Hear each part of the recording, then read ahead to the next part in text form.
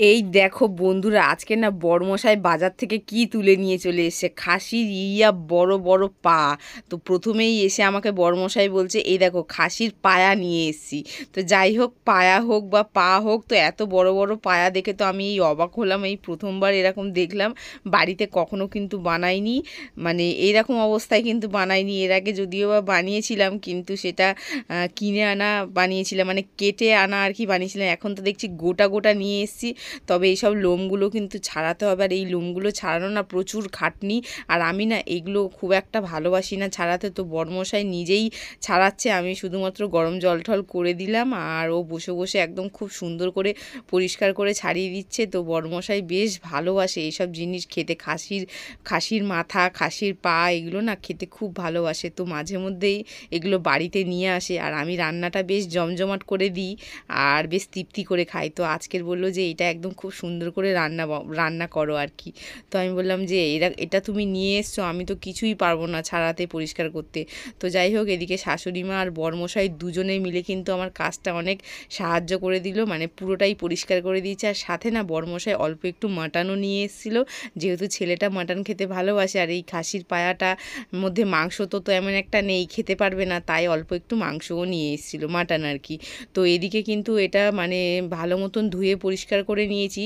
তো লোমগুলোকে ছাড়িয়ে নিয়েছি, অনেক কষ্ট যুদ্ধ করে লোমগুলোকে ছাড়িয়ে তারপরে কিন্তু একটু পুড়িয়ে নিয়েছি। দু একটা লোম ছিল, তো সেগুলো পুড়িয়ে নিলে কিন্তু নাকি মানে ঠিক হয়ে যায় আর কি। আমি তো জানি না, তো বড়মশাই যেইভাবে বলছে সেইভাবেই আমি করলাম। এবার রান্নাটা আমার ডিপার্টমেন্ট। তো যাই হোক, এবার এদিকে সমস্ত মশলা কিন্তু আমি পেস্ট করে রেখে দিয়েছি, আর এদিকে মাটনটাও আমি এর মধ্যে দিয়ে দিয়েছি। এইসব পরিষ্কার করতে না অনেকটা রাত হয়ে গেছে, তাই আজকের একদম শর্টকাটে রান্না করব। তো সমস্ত মশলা কিন্তু আমি একসাথে ম্যারিনেট করে নেবো। এদিকে পেঁয়াজ টমেটো দিয়ে দিয়েছি, সাথে এদিকে একটা মশলা পেস্ট করে রেখেছিলাম, এর মধ্যে আদা রসুন আর সাথে বেশ খানিকটা শুকনো লঙ্কা আমি দিয়েছিলাম, যাতে একটু ঝাল ঝাল হয়। তো সমস্ত একসাথে আমি পেস্ট করে নিয়েছিলাম মিক্সিতে, তো সেই পেস্টটা সমস্ত একটু বেশি করেই করেছি, সেটাকে দিয়ে দিয়েছি। তারপরে এর মধ্যে বেশ কিছু আরও মশলা দেব।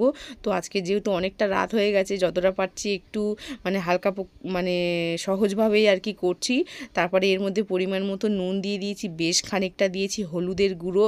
আর যেহেতু লঙ্কার গুঁড়ো অনেকটাই দিয়ে মানে লঙ্কা দিয়েছি, পাকা লঙ্কা পেস্ট করেছি, তাই কিন্তু আমি এখানে লঙ্কা আর দেব না, কিন্তু কাশ্মীরি লঙ্কার গুঁড়ো আমি একটু দেব।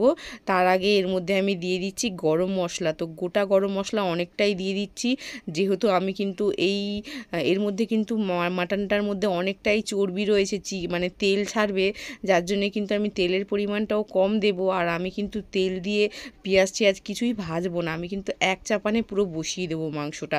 আর এই যে বেশ খানিকটা সর্ষের তেল দিয়ে দিলাম, সর্ষের তেলটা কিন্তু আমি একদমই অল্প দিয়েছি, এতেই কিন্তু এর থেকে অনেকটা পরিমাণে তেল ছাড়বে। ব্যাস, লাস্টে আমি এর মধ্যে দিয়ে দেবো একটু কাশ্মীরি লঙ্কার গুঁড়ো। এটা দিলে এই চিকেন নয়, মাটনটার থেকে দারুণ একটা মানে কালার আসবে আর কি মাটনটায়।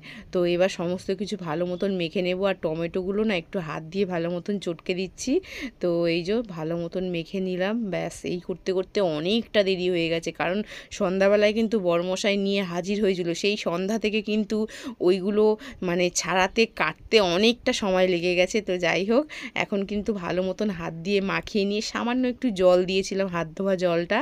আর এদিকে কড়াই আমি দিয়ে দিয়েছি, তো মাটনটা পুরোটাই আমি মাটনের পায়া আর মাটন পুরোটাই আমি এর কড়াইয়ের মধ্যে দিয়ে দিলাম। আমি কিন্তু তেল আর দিইনি, কারণ অনেকটাই মাটনের মধ্যে চর্বি ছিল, যার কারণে আমি কিন্তু তেল দিইনি। এই যে ফাইনালি কষাটার কালারটা কিন্তু কি দারুণ এসছে। তো যাই হোক, এইভাবে কিন্তু মাটনটা অনেকক্ষণ ধরে কষিয়ে নেব। আর এই মাটনের পায়াটা কিন্তু সেদ্ধ হতে অনেকটা সময় লাগে, তাই এটাকে বেশ কিছুক্ষণ কষিয়ে নিয়ে তারপরে প্রেশার কুকারে দিতে হবে। প্রেশার কুকারে দিলে তাহলেই কিন্তু সেদ্ধ হবে। এমনিই মাটন রান্না করলে বাড়িতে প্রেশার কুকারে দিই, তবে আজকে যেহেতু মাটনের পায়া, তো তাই একটু প্রেশার কুকারে দিতেই হবে। কিন্তু তার আগে এটাকে বেশ কিছুক্ষণ কিন্তু কষিয়ে নিতে হবে, একদম কিন্তু কষাতে কষাতে যতক্ষণ না তেল ছাড়ে। মোটামুটি আমি কিন্তু অনেকক্ষণ কষিয়ে নিয়েছি, আর এখন কিন্তু অনেকটা পরিমাণে তেল মানে ছেড়েছে আর কি।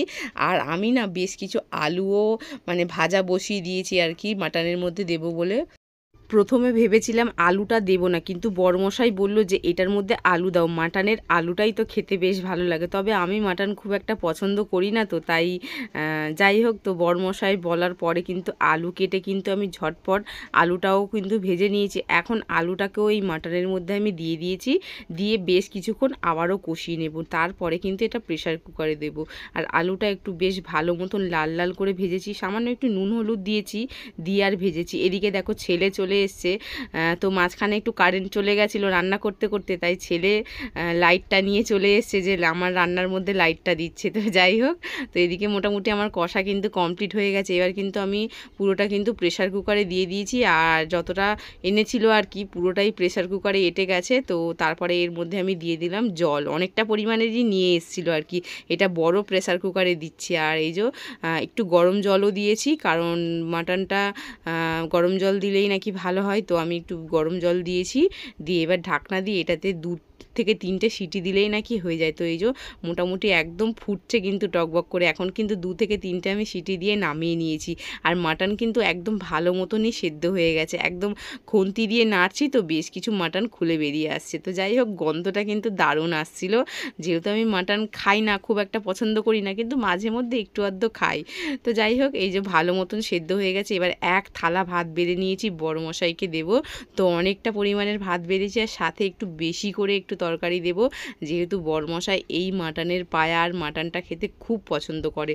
তো মোটামুটি আমার শাশুড়ি মাও বেশ খেতে ভালোবাসে, তো সবাইকেই দিয়ে দিয়েছি।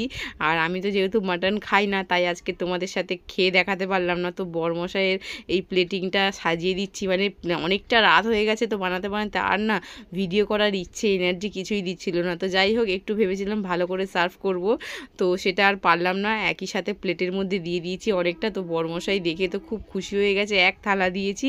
তো যাই হোক, খুব জমিয়ে খেয়েছে এই যে মাটনের পায়া আর মাটন। আজকের রেসিপিটা কেমন লাগলো সেটা কিন্তু তোমরা অবশ্যই কমেন্টে জানিও। ভালো লাগলে অবশ্যই লাইক কমেন্ট শেয়ার করে দিও। সবাই পাশে থেকেও, আর কেউ যদি নতুন এসে থাকো আমার চ্যানেলে, অবশ্যই কিন্তু সাবস্ক্রাইব করে চ্যানেলটা পাশে থেকো, তাহলে এরকম নিত্য নতুন আরও রেসিপি দেখতে পারবে। ততক্ষণ পর্যন্ত সবাই ভালো থাকবেন, টাটা।